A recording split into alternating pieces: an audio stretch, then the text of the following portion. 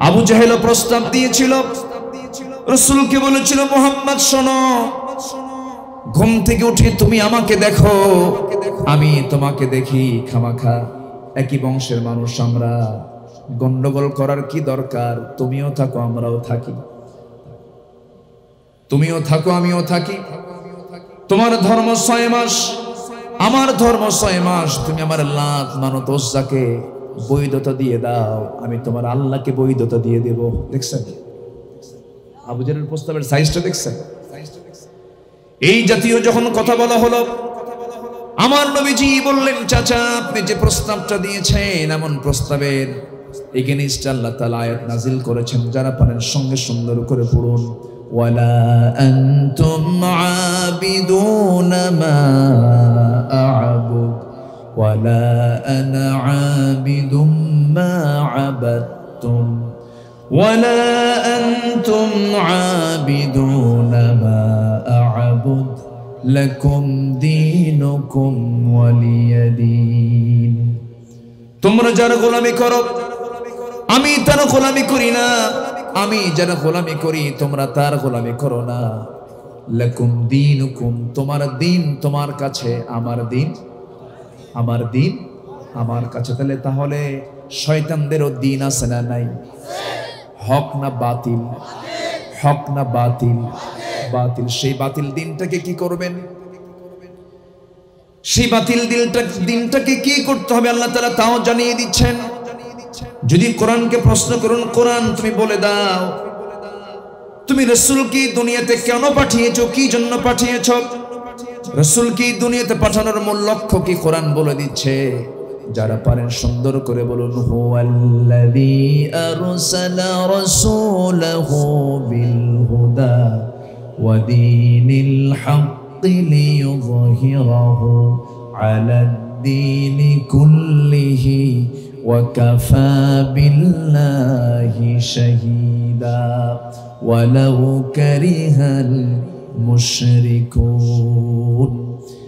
তিনি সেই মহান সত্তা যিনি তার রাসূলকে দ্বীনে হক দিয়ে দুনিয়াতে পাঠিয়েছেন, যেন তিনি কি করতে পারেন, এই দুনিয়াতে এই আল্লাহর দ্বীনের বিপরীতে যত দ্বীন আছে, যত মতবাদ আছে, যত তন্ত্র মন্ত্র আছে, যত ইজম আছে, প্রত্যেকটা দ্বীনের উপরে যেন আল্লাহ রাসূল এই দ্বীনকে যেন আল্লাহর দ্বীনকে যেন বিজয়ী করতে পারেন, বিজয়ী করেন। এই জন্য আমি তাকে দুনিয়াতে পাঠিয়েছি।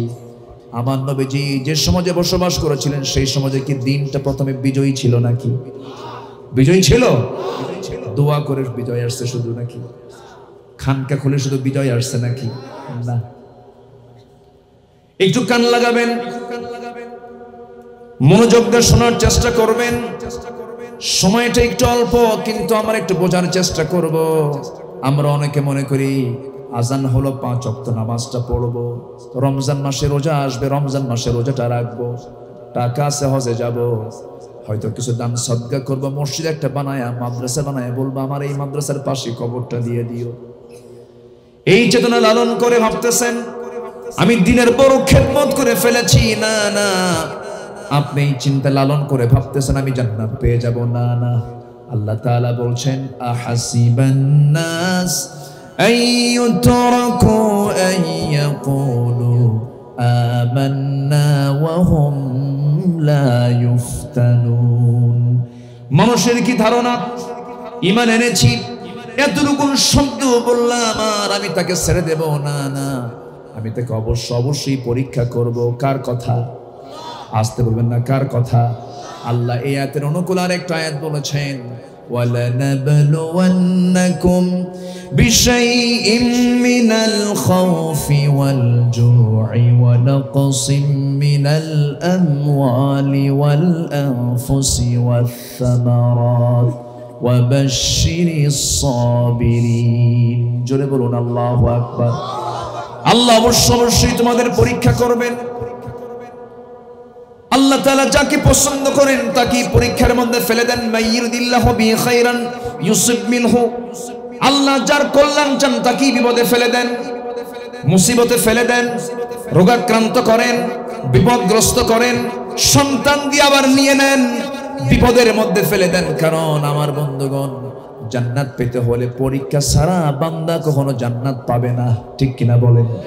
এটা আল্লাহ তাআলা নিজে ওয়াদা করছেন, ওয়ালানাবলুওয়ান্নাকুম, অবশ্যই আমি তোমাদেরকে পরীক্ষা করব পাঁচটা জিনিসের দ্বারা, ভীতির দ্বারা, ক্ষুধার দ্বারা, সম্পদের ক্ষয়ক্ষতির দ্বারা, জীবনের দ্বারা, শস্যদের ক্ষয়ক্ষতির দ্বারা। আল্লাহ রাব্বুল আলামিন সুন্দর করে বান্দাকে বুঝাচ্ছেন, বান্দা হতাশ হবে না কখনো। আমি তোমাকে পরীক্ষায় ফেলবো, তোমাকে পরীক্ষায় পাশ করানোর জন্য। এই পৃথিবীর শ্রেষ্ঠ মানুষ হচ্ছেন আম্বিয়া কেরাম। কোন নবীর জীবনে বিপদ আসে নাই? প্রথম মানুষটাই পৃথিবীতে পড়েছেন সম্পূর্ণ একা, সম্পূর্ণ একা। জান্নাত থেকে নামিয়ে দেওয়া হলো, স্ত্রী পড়লেন এক জায়গায়, স্বামী পড়লেন এক জায়গায়, দোয়া শিখিয়ে দেওয়া হলো তাকে, ধৈর্যের চরম পরীক্ষা তিনি দিলেন। তিনি যে দোয়াটা পড়েছেন সেই দোয়া হলো, রব্বানা যালামনা আনফুসানা ওয়া ইল্লাম তাগফির লানা ওয়া তারহামনা লানাকুনান্না মিনাল খাসিরিন। ইব্রাহিম আলাইহিস সালাতু ওয়াস সালাম তিনিও দোয়া শিখিয়েছেন। তিনি বলেছেন কিলা, তিনি বলেছেন রব্বানা তাকাব্বাল মিন্না ইন্নাকা আনতাস সামিউল আলিম ওয়া তুব আলাইনা ইন্নাকা আনতাত তাওয়াবুর রহিম। ইউনূস আলাইহিস সালাতু ওয়াস সালাম বিপদে পড়ে দোয়া করেছেন। সবাই বলেন লা ইলাহা ইল্লা আনতা সুবহানাকা ইন্নী কুনতু মিনাল যালিমিন। আমার ভাইয়েরা, এরকম করে সমস্ত পয়গম্বররা বিপদের সম্মুখীন হয়েছেন, পরীক্ষা তারা দিয়েছেন, ফেল করেছেন না পাস করেছেন? ফেল করেছেন না পাস করেছেন? আমার নবীকে যে দায়িত্ব দিয়ে দুনিয়াতে পাঠানো হলো, দিন কি পরাজিত করে রাখা না বিজয়ী করা?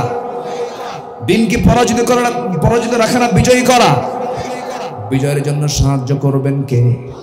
দায়িত্ব পালন করবে কে?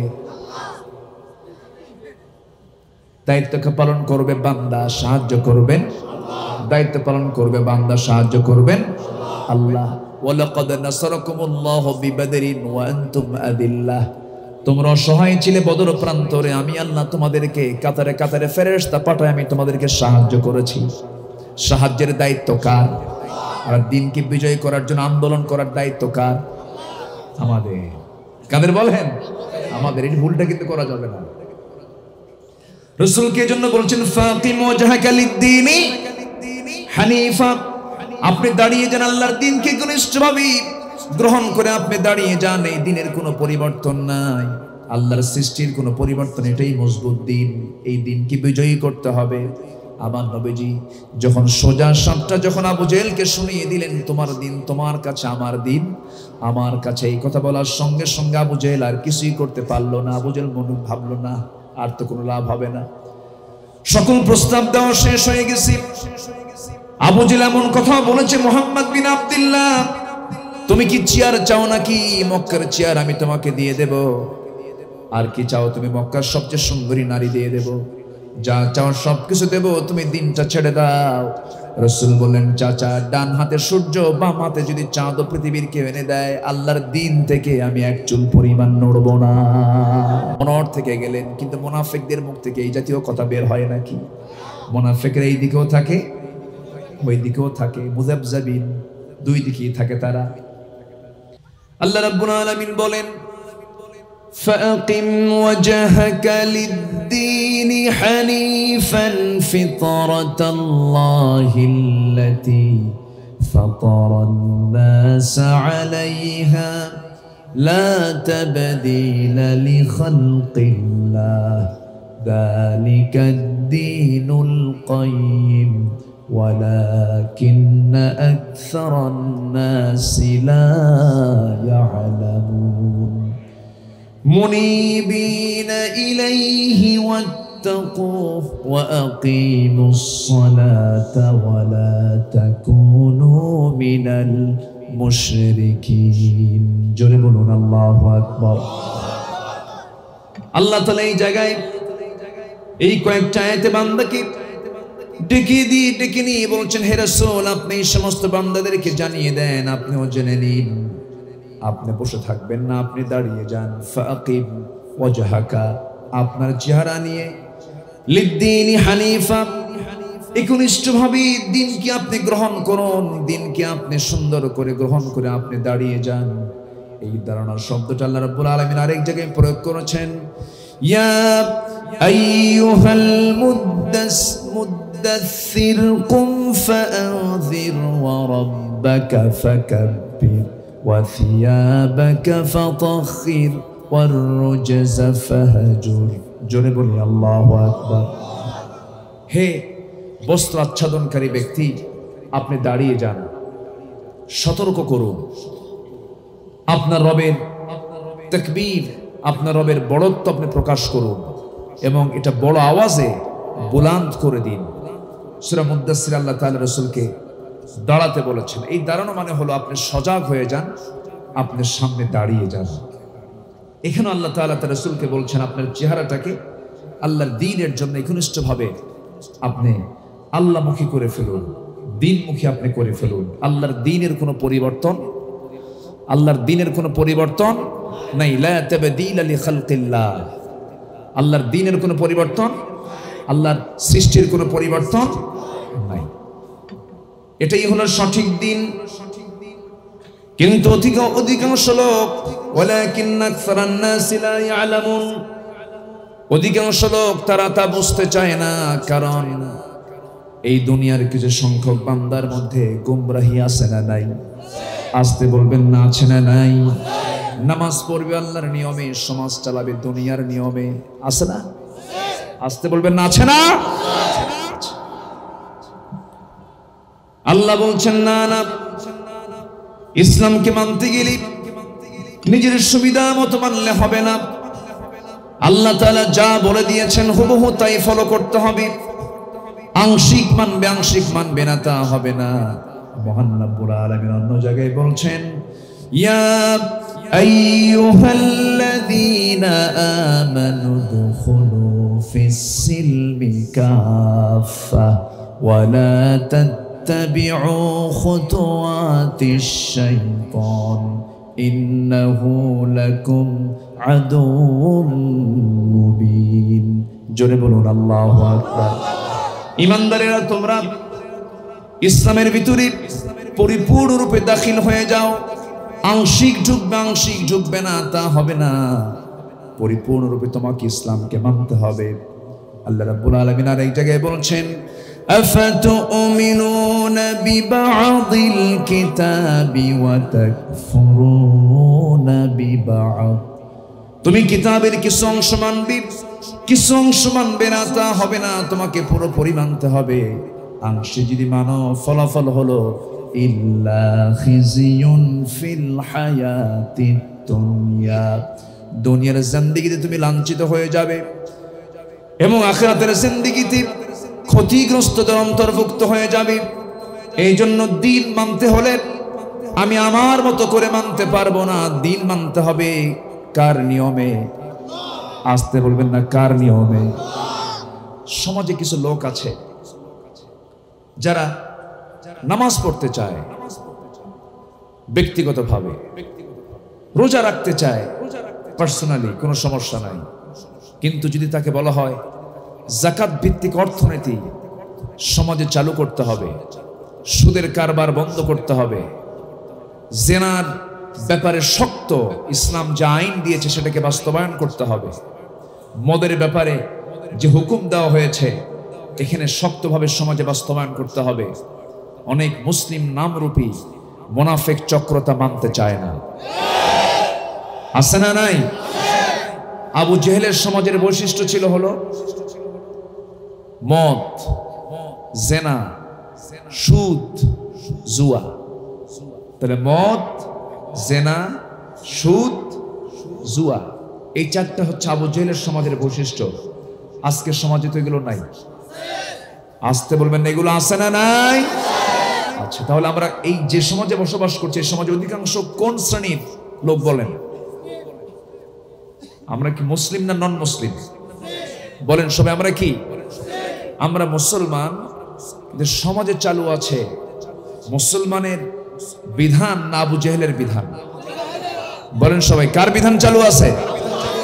মদ ছিল আবু জেহেলের সমাজের বৈশিষ্ট্য, জেনা হলো আবু জেহেলের সমাজের বৈশিষ্ট্য, সুদ হলো আবু জেহেলের সমাজের বৈশিষ্ট্য, জুয়া হলো আবু জেহেলের সমাজের বৈশিষ্ট্য। তাহলে আমি মুসলমান, আমি যদি বলি যে আমি ইসলামকে মেনে চলছি, কেমন ভাবে যদি আপনার মধ্যে যদি এই সমস্ত অন্যায়ের, ইসলাম বিরোধী এই সমস্ত কার্যকলাপের বিরুদ্ধে যদি আপনার দিল না অস্থির হয়, সমাজ থেকে এগুলো নির্মূলের জন্য যদি আপনার ভিতরে যদি সেই চেতনা সৃষ্টি না হয়, তাহলে ভাবতে হবে আপনার মধ্যে ভালো গোমরাহি ঢুকেছে। আপনি শয়তানের চরম চক্রান্তের শিকার হয়ে পড়ে আছেন। এই জন্য ইসলামকে মানতে হবে। 1 আনা না 16 আনা? বলেন 1 আনা না 16 আনা? 16 আনা। এর মধ্যে একটু ঢুকানো যাবে না, কিছু বেরো করে দেওয়া যাবে না, ইফরাত করা যাবে না, তাফরিত করা যাবে না, মর্জি মতো খাটো করা যাবে না, মর্জি মতো লম্বাও করা যাবে না। আল্লাহ তাআলা যে বিধানটা দিয়েছেন পুরোপুরি ফলো করতে হবে। আমার বন্ধুগণ, আপনি ঢাকা যাবেন, ট্রেনে চড়েছেন, ট্রেনের চাকা হলো 49টা, 50টা চাকা, 50টা চাকা নিয়ে আপনি ট্রেনে চড়ে ঢাকা যাচ্ছেন। কিন্তু হঠাৎ করে রাস্তার মধ্যে একটা চাকা যদি বিকল হয়ে যায়, এক চাকা বিকল হলে ট্রেনের চালক কি ট্রেন চালাবে? ট্রেন কিন্তু চালাবে না। ওই একটা চাকা নষ্ট হয়েছে, ওই চাকাটা, বিকল চাকাটাকে ঠিক করার চেষ্টা করবে। ওই চাকা না ঠিক করা পর্যন্ত চালক ট্রেনটা চালু করবে না। অথচ 49টা চাকা ঠিক থাকার পরেও একটা চাকা 49টা চাকাকে বিকল করে রেখেছে কেন? এই চাকা যদি কোনো দুর্ঘটনায় পড়ে যায়, মারাত্মক দুর্ঘটনার সম্মুখীন হয়ে যাবে, গোটা ট্রেনটাই চরম বিপদের সম্মুখীন হয়ে পড়বে মানুষকে নিয়ে। এই জন্য ওই ট্রেন চালক যেমন একটা চাকার জন্য 49 চাকাকে চুপ করে রেখে, অফ করে রেখে, ওই ট্রেনটা বন্ধ রেখে, ওই চাকা ঠিক করার পরে যেমন ট্রেনটা চালু করার সিদ্ধান্ত নেবে, ঠিক তেমনি সমাজের রয়েছে ব্যক্তিগত জীবনের চাকা, সমাজ জীবনের চাকা, রাজনীতি জীবনের চাকা, অর্থনীতি জীবনের চাকা, ব্যক্তি নীতির চাকা, বন্দি নীতির চাকা, স্বরাষ্ট্র নীতির চাকা। একটা চাকার মধ্যে যদি কেউ বিকল করে রাখে, সেই ইসলাম নিয়ে, সেই ইসলাম মানা নিয়ে বান্দা সঠিক গন্তব্য জান্নাতে কখনো যেতে পারবে না।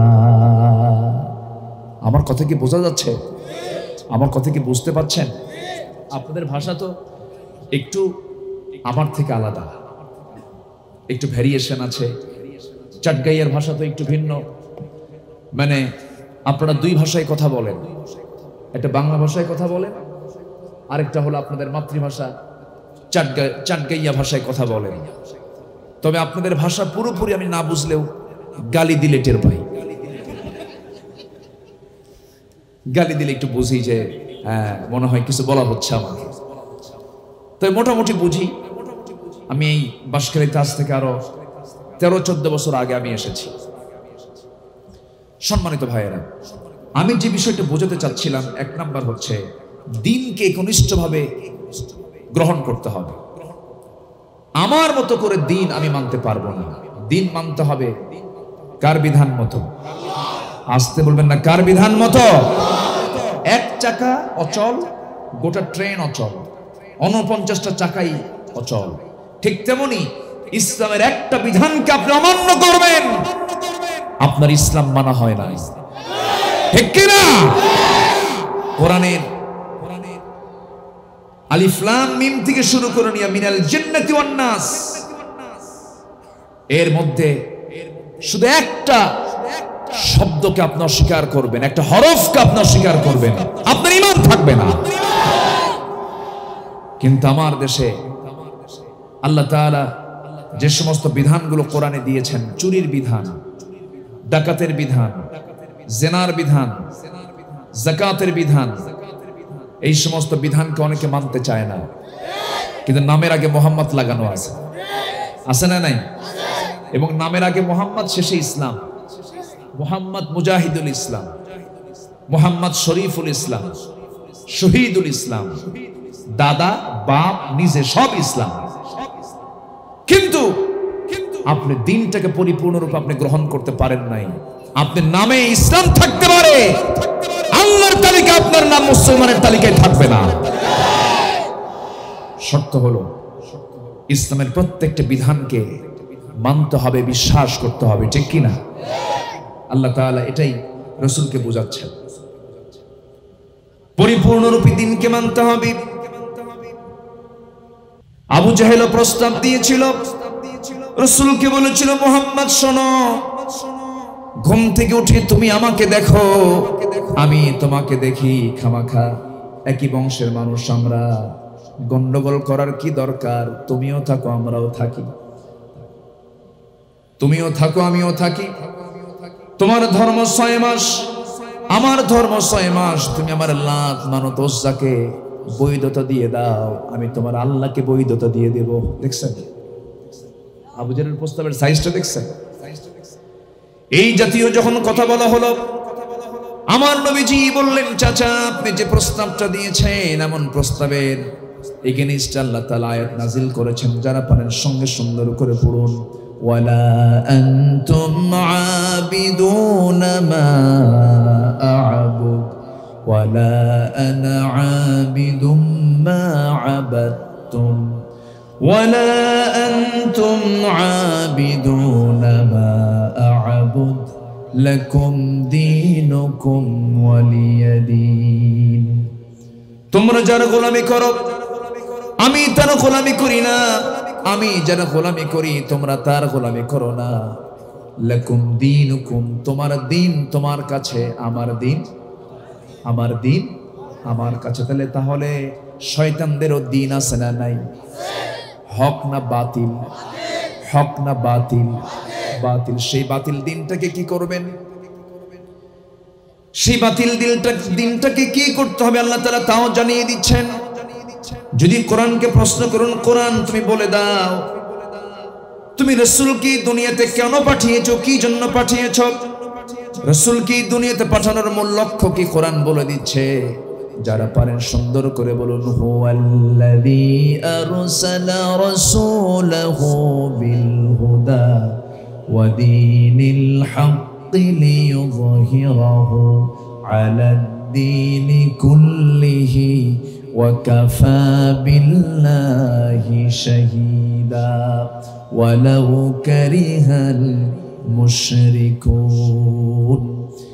তিনি সেই মহান সত্তা যিনি তার রাসূলকে দ্বীনে হক দিয়ে দুনিয়াতে পাঠিয়েছেন, যেন তিনি কি করতে পারেন, এই দুনিয়াতে এই আল্লাহর দ্বীনের বিপরীতে যত দ্বীন আছে, যত মতবাদ আছে, যত তন্ত্র মন্ত্র আছে, যত ইজম আছে, প্রত্যেকটা দ্বীনের উপরে যেন আল্লাহ রাসূল এই দ্বীনকে যেন আল্লাহর দ্বীনকে যেন বিজয়ী করতে পারেন, বিজয়ী করেন। এই জন্য আমি তাকে দুনিয়াতে পাঠিয়েছি।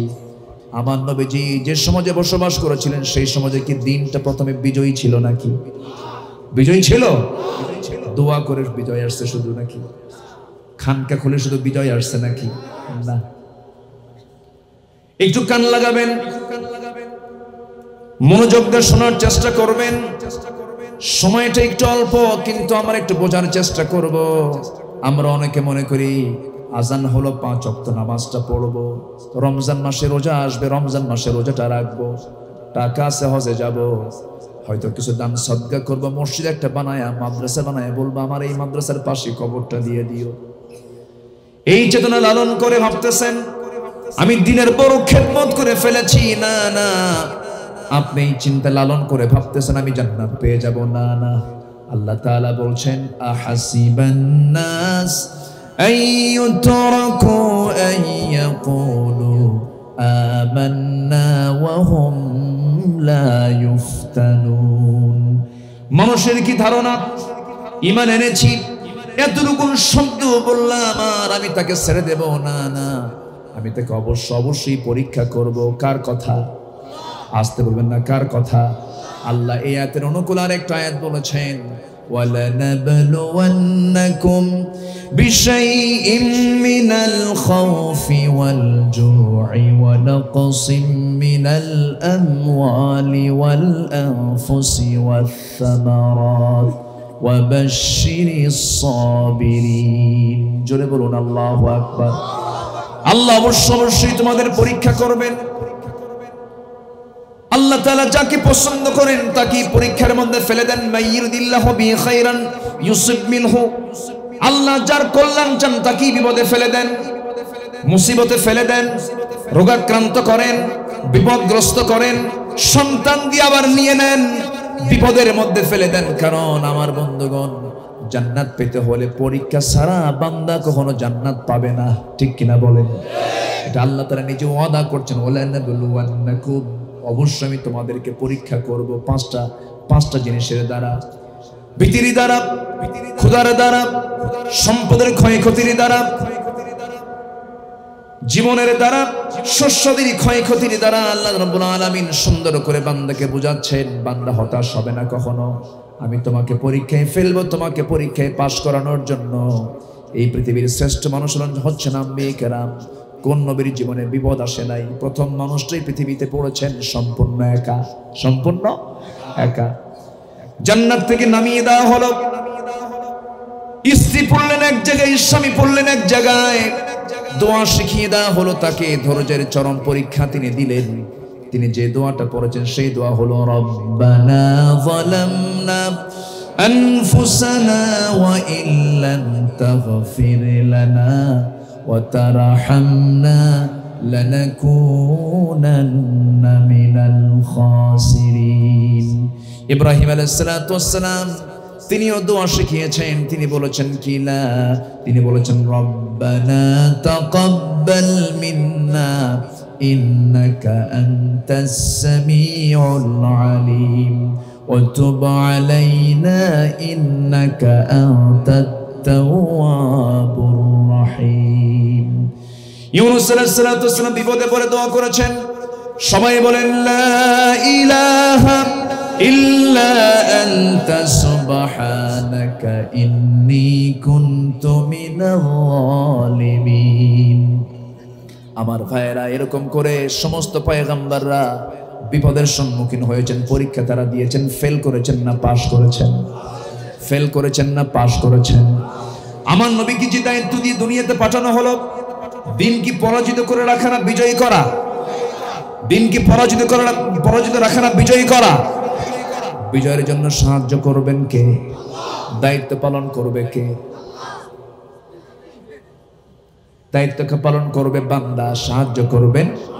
দায়িত্ব পালন করবে বান্দা, সাহায্য করবেন আল্লাহ। ওয়ালাকাদ নাসারাকুমুল্লাহু বিবাদরিন ওয়া আনতুম আদিল্লাহ।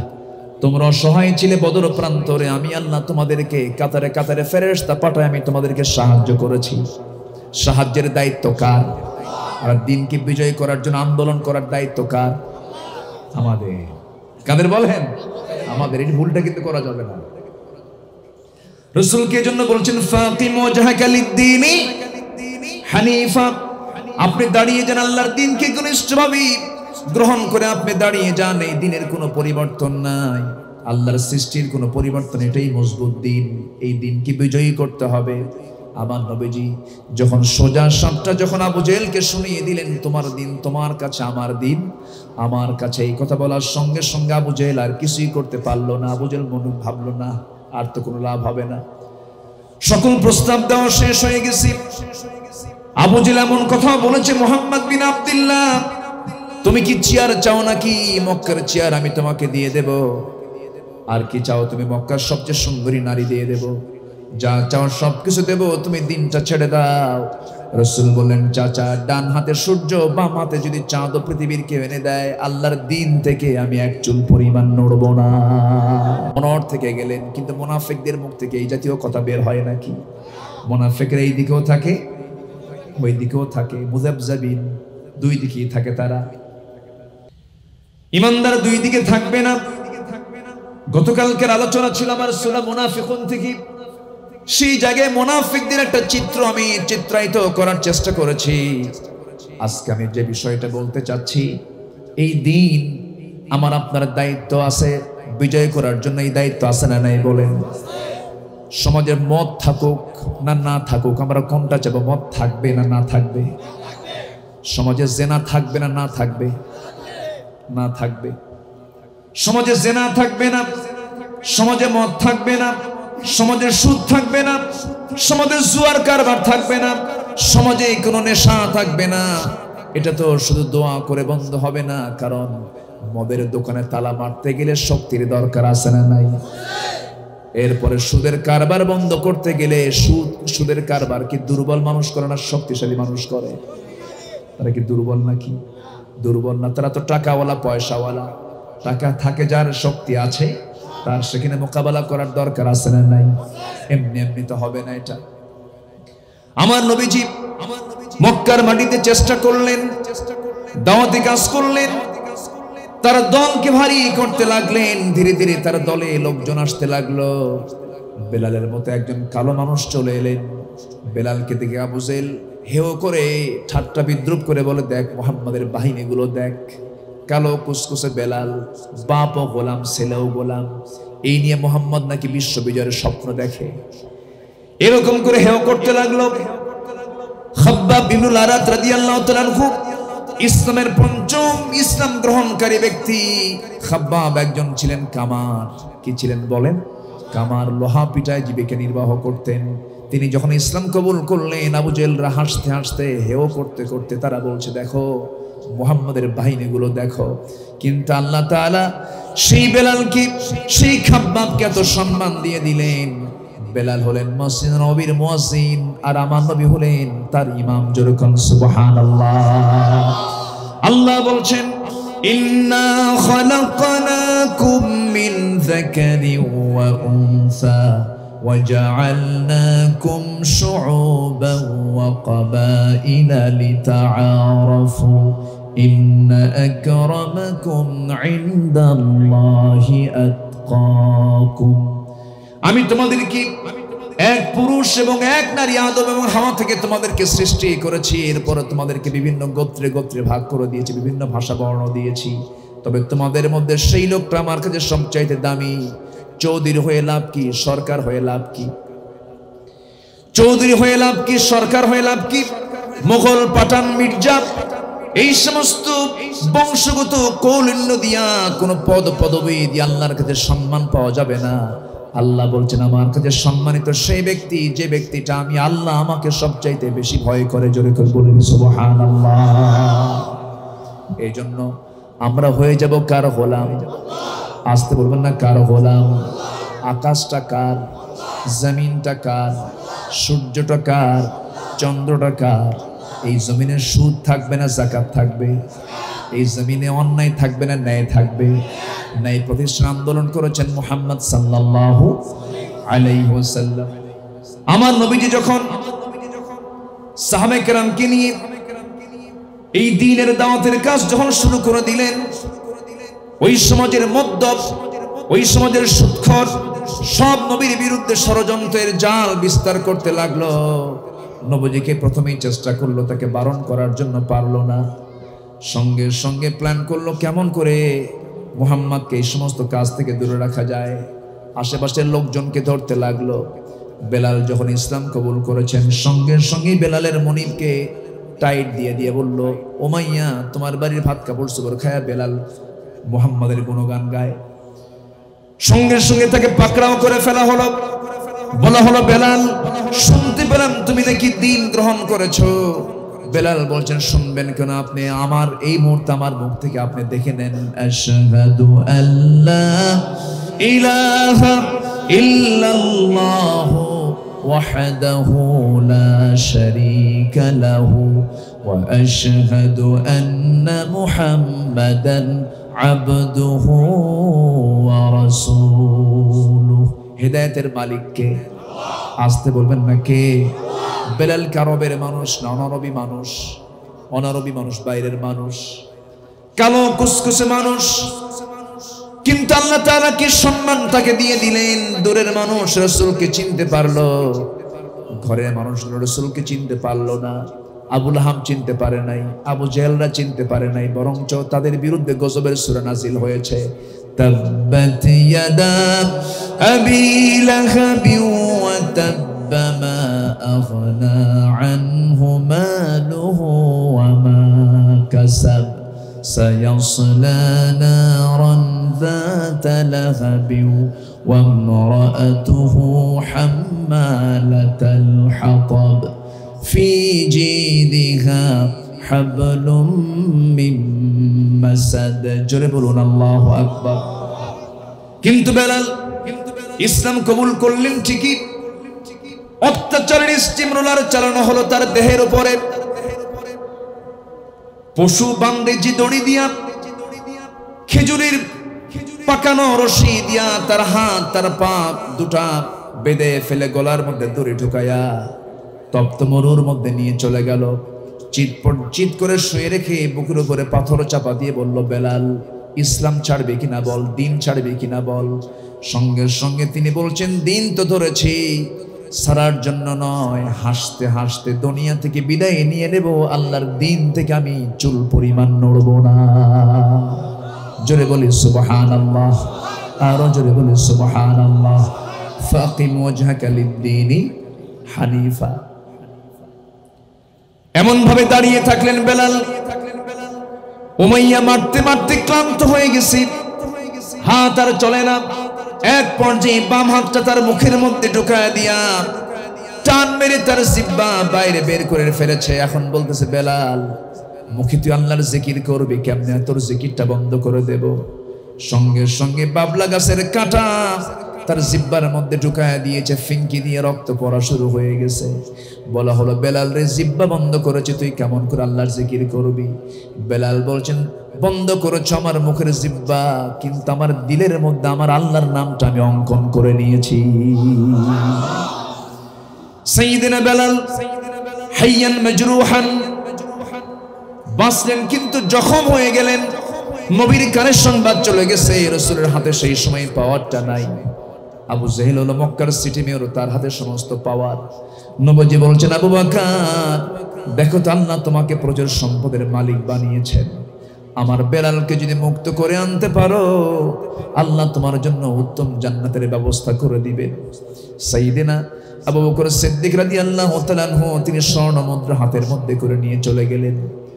উমাইয়ার সামনে দাঁড়ায় বলেন, উমাইয়া রে তোর কি লাগবে, তোর কি চাওয়া? এই যে স্বর্ণ মুদ্রা তোর জন্য নিয়ে আসছি, বিনিময়ে বেলালকে মুক্ত করে দে। স্বর্ণ মুদ্রা তার মুখে নিক্ষেপ করে বেলালকে সেই জায়গা থেকে দাস মুক্ত করে নবীর সামনে যখন হাজির করা হলো, নবীজি তার চেহারার দিকে তাকায় দেখেন, মাথা থেকে পা পর্যন্ত একটা ইঞ্চি জায়গা নাই যেখানে রক্তের চিহ্ন নাই, জখমের চিহ্ন নাই। আমার নবীজি কাঁদতে কাঁদতে বলছেন, বেলাল রে মন খারাপ করো না বেলাল, এই যে তোমার রক্ত এই জমিনে স্পর্শ করেছে, এই জমিনেই দেখতে পাবে আল্লাহর দিন কায়েম হয়ে গেছে। জোরে বলি সুবহানাল্লাহ, আরো জোরে বলি সুবহানাল্লাহ। দিন কি এমনি এমনি আসছে নাকি? দিন কি ফুলসজ্জার উপরে আসছে নাকি? ফুলসজ্জার উপরে দিন আসে নাই। ইয়াসার পরিবারকে শহীদ করে দেওয়া হয়েছে, আম্মারের বাবাও শহীদ, মা সুমাইয়াও শহীদ, আম্মার নিজেও শহীদ, দুনিয়া থেকে বিদায় নিয়েছেন। নবীজি মক্কায় থাকতে পারেন নাই। নবীজির মতো উদার মানুষ, সরল মনের মানুষ, এমন সুন্দর সত্যবাদী মানুষ যার মুখে হাসি ছাড়া কিছুই ছিল না, সেই নবীজি কারো দ্বারা কাউকে কোনোদিন কোনো ক্ষতিও করলেন না, কথায় কষ্ট দিলেন না, চলতে ফিরতে কাউকে কষ্ট দিলেন না, কারো সম্পত্তি জবরদখল করলেন না, কারো বাড়িতে আগুন ধরায়া দিলেন না। এত বিশ্বের সেরা একজন সহজ সরল একজন মানুষ, মহামানব, সেই মানুষটাকে মক্কার মানুষ সম্মানে রেখেছে না বের করে দিয়েছে। বলেন কি কি কি বলেন বলেন বলেন বের করে দিয়েছে। হিজরত করতে তিনি বাধ্য হয়েছেন। কেন, কি জন্য? একটাই কারণ, রাসূল বলেছেন আল্লাহর জমিনে কখনো দুনিয়ার কোন আইন চলতে পারে না, ঠিক কি না? দিন চলবে কার? আস্তে বলবেন না, দিন চলবে কার? শেষ পর্যন্ত আমার নবীকে রাতের আধারে সবার চক্ষু আড়াল করে লুকোচুরি করে ঘর থেকে বের হয়ে, আলো নাই, লাইট নাই, বিছানা নাই, কাঁথা নাই, চাদর নাই, জাবালে সূরে গিয়ে 3 রাত 3 দিন সেখানে অবস্থান করে আবার সুরাকার আক্রমণ, কত আক্রমণ, সব কিছুকে তিনি অতিক্রম করে মদিনার দিকে পাড়ি জমালেন। সেখানে গিয়েও কি তিনি আরামে রাত কাটিয়েছেন? তার কি নবুয়তের পর কি একটা রাত কি তার আরামে কেটেছে? মদিনায় গিয়ে মুনাফিকদের ষড়যন্ত্রের শিকার হয়ে গেলেন। 1 বছর যেতে না যেতেই বদর যুদ্ধের ডাক চলে এলো। আবার 1 বছর যেতে না যেতেই উহুদ যুদ্ধের ডাক চলে এলো। কিছুদিন যেতে না যেতেই খন্দকের যুদ্ধের ডাক চলে এলো। এই আল্লাহর জমিনে আল্লাহর দ্বীনকে কায়েমের জন্য রাসূল মক্কা থেকে মদিনায় হিজরত করেছেন। হিজরতের সময় তার সঙ্গে সাথী ছিল একজন। আগে কিছু মুহাজির হিজরত করেছেন, আবিসিনিয়ায় চলে গেছেন। কিন্তু আমার নবীজি 10টা বছর মদিনায় থাকার পর 86টি যুদ্ধ পরিচালনা করে এবার তিনি 10,000 সৈন্য নিয়ে ফতে মক্কা তিনি করেছেন। এটাও রমজান মাসে। আল্লাহু আকবার বলো, জোরে বলি আল্লাহু আকবার। নবীজি 13 বছর মক্কায় মার খেয়েছেন, মার খাওয়া সুন্নাত। আবার নবীজি মদিনার 10 বছর তিনি মার দিয়েছেন। তাহলে মায়ের খাওয়া সুন্নাত, মার দেওয়াও, আস্তে করে মার দেওয়াও। নবীজির হাতে কি তরবারি ছিল না? ওটি কি মায়ের খাওয়ার জন্য না মার দেওয়ার জন্য? দেওয়ার জন্য। মুসলমান, জমিনে কুফরি শাসন চলবে আর তুমি আল্লাহর খেতাব নিয়া আর মুসলমানের খেতাব নিয়ে জান্নাত তালাশ করছো। জান্নাত এত সস্তা নয়। প্রত্যেকের দায়িত্ব আছে আল্লাহর জমিনে দিন কায়েমের সংগ্রাম করার দায়িত্ব, ঠিক কিনা বলেন? এই দায়িত্ব কে দিয়েছেন? কে দিয়েছেন? সূরা শুরা পড়েন। শারা'a লাকুম মিনাদ-দীনি মা ওয়াসসা বিহি নূহান ওয়াল্লাযী আওহায়না ইলাইকা وما وصينا به إبراهيم وموسى وعيسى أن أقيموا الدين ولا تتفرقوا فيه। আল্লাহর জমিনে আল্লাহর দ্বীনকে কায়েমের সংগ্রাম করতে গিয়ে তোমরা মতপার্থক্য সৃষ্টি করো না। কার কথা?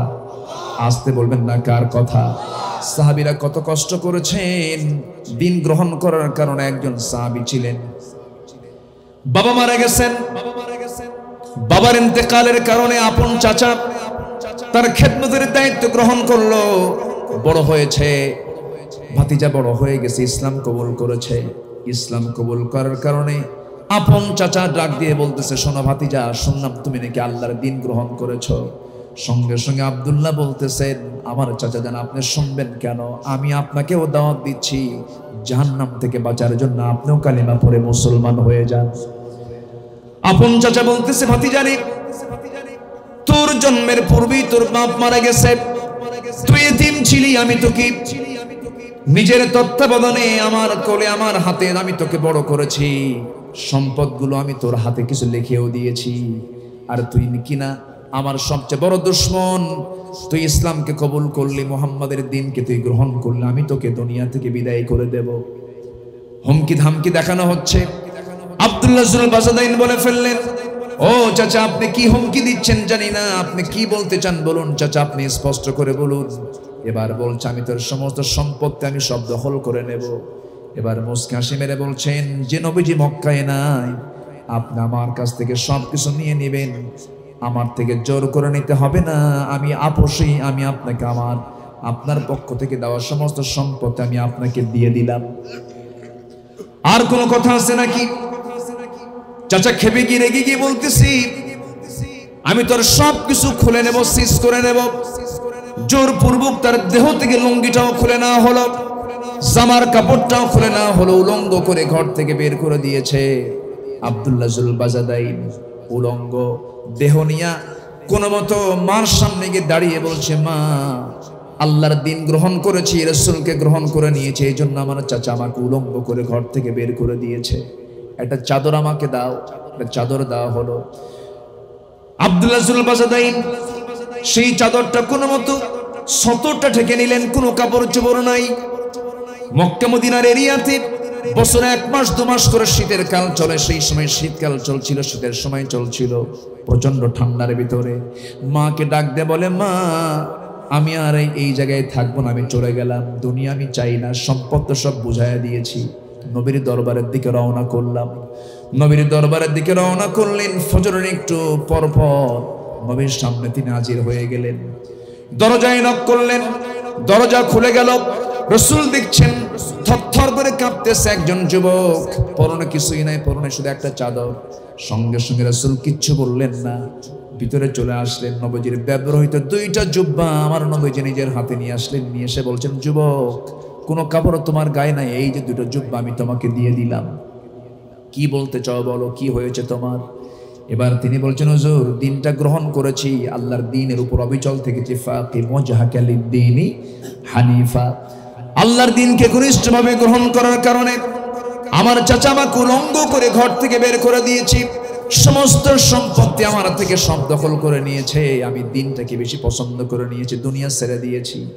রাসূল সঙ্গে সঙ্গে বললেন, ও আব্দুল্লাহ, তোমার কোনো দোয়া, তোমার কোনো প্রার্থনা আছে কিনা তুমি বলো, আমি তোমার জন্য আল্লাহর কাছে দোয়া করব। এবার তিনি বলছেন, ইয়া রাসূলুল্লাহ, আপনি আমার জন্য খাস করে দোয়া করুন, আপনি যেটা মনে করেন সেটাই, সেই দোয়া আপনি করুন। আমার নবীজির সঙ্গে সঙ্গে আল্লাহর কাছে বলছেন, আল্লাহ আব্দুল্লাহর জান মাল কাফেরদের জন্য তুমি আল্লাহ হারাম করে দাও। এমন দোয়া করার কারণে আব্দুল্লাহর মনটা খারাপ হয়ে গেল। তিনি বলছেন, ইয়া রাসূলুল্লাহ, ইয়া হাবিবাল্লাহ, আমার তো মনের চূড়ান্ত কামনা হলো যুদ্ধে অংশগ্রহণ করব, যুদ্ধে বাতিলদের বিরুদ্ধে মোকাবেলা করব, আল্লাহর জমিনে দিন কায়েমের সংগ্রামে এক পায়ে দাঁড়িয়ে যাব, বাতিলদের বিরুদ্ধে মোকাবেলা করব, শহীদ হয়ে যাবে, এটাই তো আমার তামান্না। আপনি আমার জন্য আপনি উল্টা দোয়া করলেন কেন? কাফেরদের জন্য আমার জানটাকে আপনি হারাম ঘোষণা করে দিলেন, তারা তো আমাকে মারতে পারবে না। রাসূল বলছেন, আব্দুল্লাহ চিন্তা করো না, যদি কারণ দিলের মধ্যে শহীদের তামান্না থাকে, আল্লাহ তাকে শহীদের মর্যাদা দিয়ে দেন। আব্দুল্লাহ কোনো মতো সেখান থেকে চলে গেলেন, আহলে সুফফার সদস্য হয়ে গেলেন, নতুন ইসলাম কবুল করেছেন। আল্লাহর কালাম যখন তেলাওয়াত করেন, চিৎকার মেরে মেরে আওয়াজ দিয়ে দিয়ে আল্লাহর কালাম তেলাওয়াত করছেন, সাহাবে কেরামদের ডিস্টার্ব হচ্ছে। নবীর কাছে সে বলছেন, ইয়া রাসূলুল্লাহ, নতুন একজন সাহাবী এসেছে, চিৎকার মেরে মেরে কোরআন পড়ে আমাদের ডিস্টার্ব হয়। কে বলো তো? হুজুর আব্দুল্লাহ জুল বাজাদাইন। রাসূল বলছেন, শোনো, আমার আব্দুল্লাহর ব্যাপারে তোমরা কেউ কোনো কিছু অভিযোগ দিও না, কারণ আমার আব্দুল্লাহর দিন গ্রহণ করতে গিয়ে বড় মেহনত করতে হয়েছে, দুনিয়া ছেড়ে দিয়ে আমার আব্দুল্লাহ ইসলাম কবুল করেছে। জোরে বলুন সুবহানাল্লাহ। ওয়া মান ইয়াশরি নাফসাহু ইবতিগা মারদাতিল্লাহ। এই আব্দুল্লাহ জুল বাজাদাইনের জীবনের শেষ প্রদীপ যেদিন নিভে যাবে, যুদ্ধের ময়দানের ডাক আসলো, নবীজি যুদ্ধের ডাক দিলেন, সাহাবা কেরাম অংশগ্রহণ করলেন, সেই যুদ্ধে আব্দুল্লাহ জুল বাজাদাইন অংশগ্রহণ করলেন। যুদ্ধ শেষ হয়ে গেল। যুদ্ধের ময়দান থেকে ফিরে আসার পথে সাহাবা কেরাম বলছেন, হুজুর, ইয়া রাসূলুল্লাহ, আমাদের আব্দুল্লাহ প্রচন্ড সুস্থ হয়ে পড়েছে। রাসূল বললেন, যাও তার খেদমত করো, দেখো তার সেবা শুশ্রূষা করো। 2-3 দিন পর নবীর কানে সংবাদ চলে এলো, হুজুর আব্দুল্লাহ জুল বাজাদাইন আর বেঁচে নাই। আমার নবীর চোখের পানি তিনি আটকাতে পারলেন না। তিনি বলছেন, সাহাবীরা শোনো, আমার আব্দুল্লাহর জানাজা কেউ পড়াবে না, আমার আব্দুল্লাহর জানাজা আমি রাসূল নিজে তার দায়িত্ব গ্রহণ করব। যেরকম সুবহানাল্লাহ। আমি আব্দুল্লাহকে চিনি, আমার আব্দুল্লাহর জিহাদি প্রেরণা কি ছিল, ইকামতের দিনের পক্ষে তার কি ভূমিকা ছিল। ও সাহাবীরা, জানাজার আয়োজন করো। আমি ওর জানাজার দায়িত্ব গ্রহণ করলাম। জানাজা শুরু হয়ে গেল, রাসূল নিজেই তার জানাজা পড়ালেন। এরপরে বলছেন, সাহাবীরা, আমার প্রিয় আব্দুল্লাহর কবর খননটা কোথায় করেছো? হুজুর, ওই 2 পাহাড়ের চেয়ে আমরা কবরটা খনন করেছি, তোমরা কেউ দাফন করবে না, আমাকে কবরস্থানে নিয়ে যাও, আমি নিজে আব্দুল্লাহর কবরে নামবো। যেরকম সুবহানাল্লাহ। রাসূল নিজে তার জানাজা পড়ালেন, আবার লাশটা নিজের কাঁধে বহন করে নিয়ে কবরের কাছে নিয়ে গিয়ে বলছেন, ও সাহাবীরা, কেউ নামবা না, আমি প্রথম নামবো কবরে। রাসূল নিজে কবরে নামলেন। কবরে নেমে হাত 2টা আগায় দিলেন আর বলেন, আবু বকর আমার ডানে নামো, ওমর আমার বামে নামো। এই দুনিয়ার সেরা 3 জন মানুষ, আমার নবীজি মাঝখানে ডানে আবু বকর, মা তোরা আতিশ শামসুল গালাবাত, বাম পাশে ওমর। এই 3 জন সেরা মানুষ নবীজির সহ 3 জন ওই কবরে নামিয়ে হাত 2টা আগায় দিয়েছেন। রাসূল, দাও আমার আব্দুল্লাহর লাশটা আমার হাতে তুলে দাও। আমার নবীজির লাশটা হাতের মধ্যে উঠায় নিয়া বলছেন, আবু বকর মাথাটা ধরো, ওমর তুমি পাটা ধরো। আস্তে করে আমার নবীজি লাশটা আস্তে করে কবরে শোয়া দিলেন। ডান কাত করে দিয়া বুকের উপরে হাতটা রেখে আকাশের দিকে তাকিয়ে তাকিয়ে চোখের পানি ফেলতে ফেলতে বলছেন, আকাশের মালিক আল্লাহ, এই আব্দুল্লাহ দিন গ্রহণ করতে গিয়ে সম্পদ ছেড়ে দিয়েছে, দুনিয়ার সমস্ত মায়া মোহাব্বত ছেড়ে দিয়েছে। ও আল্লাহ, আমি আজ পর্যন্ত এই মুহূর্ত পর্যন্ত আমি রাসূল এই আব্দুল্লাহর উপরে রাজি আছি, তুমি আমার আব্দুল্লাহর উপরে রাজি হয়ে যাও, তুমি আব্দুল্লাহর প্রতি সন্তুষ্ট হয়ে যাও। এই কথা পাশে দাঁড়ায় একজন সাহাবী শুনতেছেন, সাদ বিন আবি ওয়াক্কাস রাদিয়াল্লাহু তাআলা আনহু। তিনি শুনতেছেন আর ডুকরে ডুকরে কাঁদতেছেন, হায়রে আমার পোড়া কপাল, এই কবরবাসী আব্দুল্লাহ না হয়ে আমি সাদ বিন আবি ওয়াক্কাস হলে আমার নিজের জীবনটা ধন্য হয়ে যেত। আমার ভাইয়েরা, আমার বন্ধুগণ, দিন তেমনি এমনি আসে নাই।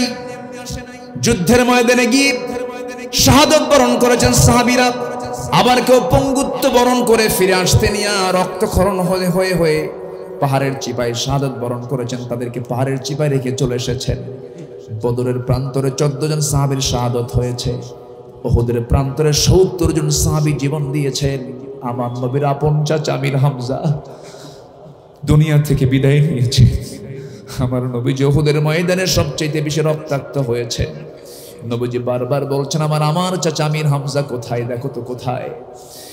লাশটা ছিন্ন বিচ্ছিন্ন হয়ে পড়ে আছে, কানটা নাই, নাকটা নাই, চোখটা তুলে নিয়ে গেছে, হাত কাটা পা কাটা। আমার নবীজি ছিন্ন বিচ্ছিন্ন এই দেহটাকে বুকটা চিরে কলিজাটা তারা নিয়ে চলে গেছে। আমার রাসূল বলছেন, আমার চাচা আমির হামজার লাশটা রাখো, দেখো তো আমার আব্দুল্লাহ বিন জাহাশের লাশটা কোথায়। আব্দুল্লাহ বিন জাহাশের লাশটাও তার কান কাটা নাক কাটা। সেই সময় রাসূল বললেন, আমার আব্দুল্লাহ বিন জাহাশের লাশ আর আমার চাচা আমির হামজার লাশ, তারা তোমরা দুইটা কবরে না দিয়ে এই দুইজনকে তোমরা এক কবরে শোয়া দাও, কারণ কিয়ামতের দিনে এই দুইজন আল্লাহর সামনে একসঙ্গে দাঁড়াবে। জোরে কান সুবহানাল্লাহ। আল্লাহ তাদেরকে বলবেন, ফিমা যদি আনফুক ওয়া উযুনুক, তোমাদের নাক কেন কাটা, তোমাদের কান কেন কাটা।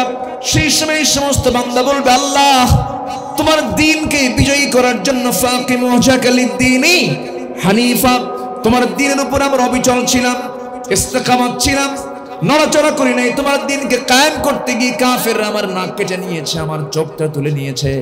আল্লাহ তখন বলবেন, তোমাদের শাহাদাতকে আমি আল্লাহ কবুল করে নিয়েছি, আজকে তোমরা সোজা বিনাশীল আমি তোমাদেরকে জান্নাত দিয়ে দিলাম। জোরে বলুন সুবহানাল্লাহ।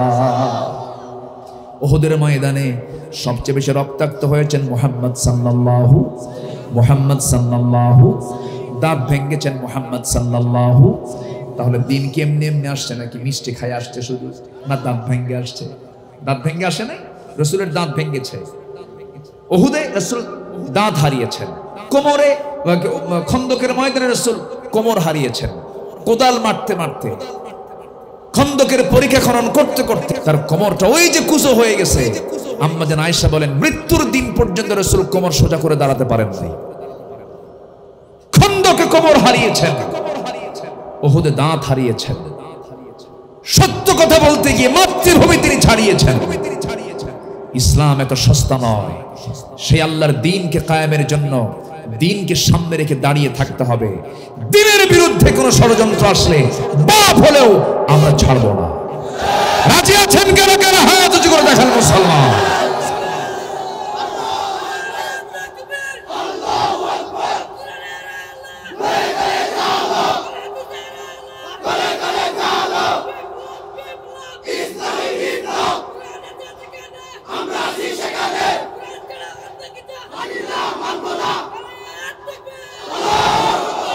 সম্মানিত ভাইয়েরা, যারা তাগুত তারাও কিন্তু যুদ্ধ করে। যারা তাগুতের দল, তাদের কি যুদ্ধ আছে না নাই? তাদের সংগ্রাম আছে না নাই? তাদের বিরুদ্ধে কি আমরা চুপ করে বসে থাকবো? বসে থাকবো? মুসলমান জান্নাত যদি পেতে চাও, মুনাফিকের চরিত্র ছেড়ে দিয়ে একামতে দ্বীনের কাজে আঞ্জাম দিতে হবে। আল্লাহ তাআলা সূরা রোমের ভিতরে রাসূলকে এটাই শিক্ষা দিচ্ছেন। এরপরে বলা হচ্ছে মুনিবিনা ইলাই, আল্লাহমুখী হতে হবে। এরপর ওয়াত্তাকু, তাকে ভয় করতে হবে। ওয়াকিমুস সালাহ, নামাজ কায়েম করো। কার কথা? আসতে বলবেন না, কার কথা? নামাজ শুধু আদায় করব, নামাজ কায়েমের সংগ্রামে শামিল হব না। আমার নামাজ তো হবেই না, আমার স্থান হবে মুনাফিকদের কাতারে। আল্লাহ তুমি সবাইকে বোঝার তৌফিক দাও। সবাইকে 5 ওয়াক্ত নামাজ পড়ি, সবাইকে পড়ি। 5 ওয়াক্ত নামাজ পড়বেন কারা? একটু হাত তুলে দেখেন তো দেখি। জোরে বলি ইয়া আল্লাহ, আরো জোরে বলি ইয়া আল্লাহ। আমাদেরকে 5 ওয়াক্ত সালাত আদায় করার তৌফিক তুমি আল্লাহ দিয়া দাও। জোরে বলি আমিন, আরো জোরে আমিন, আরো জোরে আমিন। কষ্ট পেলেন? আলোচনা চালাই, কোন অসুবিধা? ওনারা কতক্ষণ থাকিবেন? সারা রাত থাকেন, আমি যাই। এত সুন্দর মানুষ, বলি আলহামদুলিল্লাহ। এলাকার নামটা যেন কি? ময়নার কি? ময়না কাটা। ময়না আবার কাটে? ও আচ্ছা, বয়না কাটা। আচ্ছা আচ্ছা, জি। ও আচ্ছা, উনি তফসির করে দিছে কিন্তু। আচ্ছা ঠিক আছে, আমার আর বলা লাগলো না। আমি খুবই খুশি হয়েছে আজকে আপনাদের মাহফিলে এসে। মাহফিলটা কানায় কানায় পরিপূর্ণ হয়েছে। তো আজকের মাহফিলটা মূলত একজন মৃত ব্যক্তির স্মৃতিচারণে, তার জন্য দোয়া হবে, মাগফিরাত কামনা হবে, আমরা তার জন্য দোয়া করি। এরপর আজকের মাহফিল আরো মেহমান আছেন, তারাও কথা বলবেন। আমি খুব অল্প সময়ে ডেটটা নিয়েছি। আমি অল্প সময়ে ডেটটা নেওয়ার কারণে খুব অল্প দিন আগে তারা যোগাযোগ করেছেন। এই জন্য মাগরিবের পর, আসরের পর আমি টাইমটা দিয়েছিলাম। সেখানে মাগরিব, সেখান থেকে এশা হয়ে গেল। তো আমি যতটুকু কথা বলেছি, আমি 5টা পয়েন্টের উপরে কথা বলেছি। সবার কি মনে থাকবে ইনশাআল্লাহ? 1 নম্বর হলো আমরা দিনকে ধরবো দুর্বল করে না, একনিষ্ঠভাবে। নাম্বার 2, আমরা কোনো দিকে আমাদের মুখ ঘুরাবো না। মুখ ঘুরাবো কার দিকে? নাম্বার 3 হচ্ছে ভয় করবো পৃথিবীতে একমাত্র কাকে? আল্লাহকে ভয় করা মানে কারো বিধান মানি না, কারো হুকুম মানি না, কারো আইন মানি না, কারো পথে চলি না। চলি কার পথে? ইহদিনাস সিরাতাল। নাম্বার 4 হলো নামাজ থেকে কায়েম করবো। আমরা নামাজ কায়েমের সংগ্রাম আমরা করব। নামাজ যেখানে কায়েম থাকবে, ফাকাদ আকামাদ দ্বীন, সেখানে দিনটা কায়েম হয়ে যাবে। সেখানে কি দিন কি হবে? কায়েম হয়ে যাবে।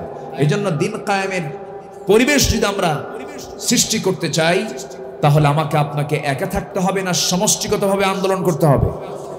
আমাদেরকে এক হতে হবে। আমরা মুসলমান সব এক হয়ে যাব। জোরে বলি ইনশাআল্লাহ, আর জোরে বলি ইনশাআল্লাহ। সর্বশেষ মেসেজ হচ্ছে, ওয়ালা তাকুনু মিনাল মুশরিকিন মিনাল্লাযীনা ফাররাকু দীনাহুম ওয়া কানু শিয়া কুল্লু হিজবিন বিমা লাদাইহিম ফারিহুন। শেষ বক্তব্য হচ্ছে, তোমরা মুশরিকদের অন্তর্ভুক্ত হবে না। মুশরিক কারা? যারা আল্লাহর দ্বীন ছাড়া অন্য দ্বীনের দিকে দৌড়ায়। ঠিক কি না? এখানে শিরকের ব্যাখ্যা এটাই, অধিকাংশ মুফাসসির কেরাম এটাই বলেছেন। এখানে শিরকের ব্যাখ্যা হলো, যারা আল্লাহর দ্বীন ছাড়া অন্য কোন দ্বীনের দিকে দৌড়ায়, তারাই হচ্ছে খাঁটি মুশরিক। এবং তারা বলে মিনাল্লাযীনা ফাররাকু দীনাহুম ওয়া কানু শিয়া, এবং ওরা বলে যে আমরা তো নিজেরাই আনন্দিত আছি। কুল্লু হিজবিন বিমা লাদাইহিম ফারিহুন, প্রত্যেক দলের লোকেরাই বলে আমরাই হক, আমরাই হক। কিন্তু হক চেনার কিছু উপায় আছে। হক চেনার কিছু উপায় আছে না নাই?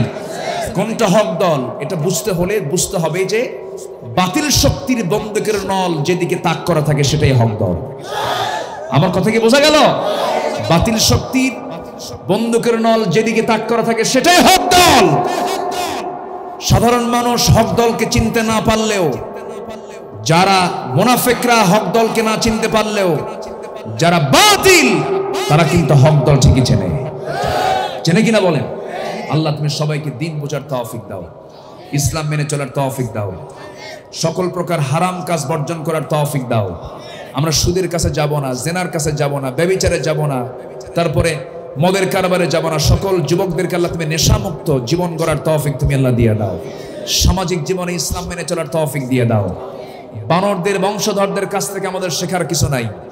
যারা বলে যে মানুষটাকে আগে বানর ছিল, তারা বানরের বংশধর, আর আমরা হলো আদমের বংশধর। আমরা কিসের বংশধর? আদমের বংশধর। বানররা যা বলে বলুক, ওরা বানর। ওরা কি? কুনু কিরাদাতান খাসিন ওয়ালাকাদ আলিমতুমুল্লাযীনা আতাদাউ মিনকুম ফিস সাবতি ফাকুলনা লাহু কুনু কিরাদাতান খাসিন। আবার ওইদিকে বলতেছেন উলাইকা কাল আনআম বাল হুম আদাল উলাইকা হুমুল গাফিলুন। অতএব আল্লাহ তাআলা নিজেই বলেছেন ওরা চতুষ্পদ জন্তু, ওদের সঙ্গে আমাদের কোনো সম্পর্ক নাই। আমরা কোরআন মেনে চলবো। আমাদের বিধান, আমাদের পৃথিবীর সকল শিক্ষা সব কোরআন। সব কি? কবি কবিতা নেবে, সাহিত্যিক সাহিত্য নেবে, লেখক লেখা নেবে, চিকিৎসক চিকিৎসা নেবে, গবেষক গবেষণা নেবে, তারপরে বিজ্ঞানী বিজ্ঞান নেবে, রাষ্ট্রপতি রাষ্ট্র নেবে, আইনজীবী আইন নেবে। পৃথিবীর প্রত্যেকটা সেক্টরই কোরআনের বক্তব্য আছে না নাই? এত বড় কিতাব থাকার পরও আমরা এই অবস্থায় কেন পড়েছি? কিতাবকে আমরা কিতাবের জায়গায় রাখি নাই, ঠিক কিনা? কোরআনকে শুধু কাগজের পাতায় রাখলে হবে না, কোরআনকে শুধু হাফেজের মাথায় রাখলে হবে না, কোরআনকে রাখতে হবে সমাজের পাতায় পাতায়।